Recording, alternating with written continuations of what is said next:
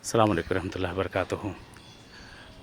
इस वक्त बहरहाल मैं सरज़मीन लखनऊ पर हूँ और एक ऐसी नायाब हस्ती की कब्र पे आया हूँ और आप लोग को उनकी कब्र की ज़ियारत करवाना चाहता हूँ, जो बहुत ही जिनका एहसान है अज़ादारी पर और दीगर चीज़ों पे, और जिनके मरासी और जिनके कसीदे हमेशा हर मजलिस और हर महफ़िल की ज़ीनत रही है। उनसे आपके अशार को पढ़ पढ़ के बड़े बड़े ज़ाकिरीन और खुतबा बने हैं, लोगों ने उसको इस्तिफ़ादा किया है। आज उनकी कब्र पे आया हूँ जिनका नाम मीर अनीस है। आइए आपको लेकर चलता हूँ जनाब मीर अनीस की कब्र के ऊपर, कि वाक़ईन जिनका बहुत बड़ा एहसान रहा है उर्दू अदब पर और शायरी पर।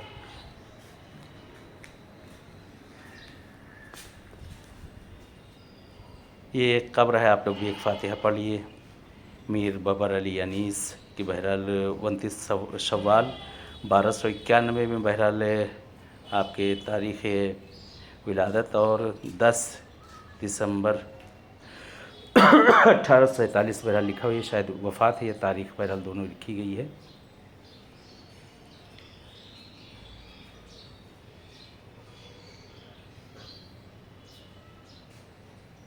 अल्लाहुम्मा सल्ली अला मुहम्मद व आले मुहम्मद अज्जिल फरजा।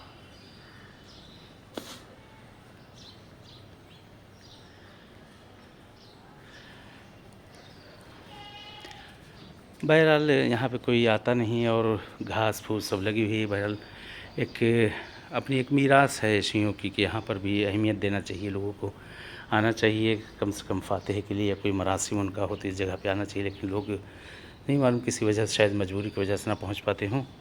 और गलियों के अंदर जाकर है काफ़ी यहाँ पर किसी तरह से बहरहाल पूछता पहुँचा हूँ। इस वक्त शहर लखनऊ के अंदर, मरकज़ शहर है पुराना लखनऊ, कि जहाँ पे आपकी कब्र है।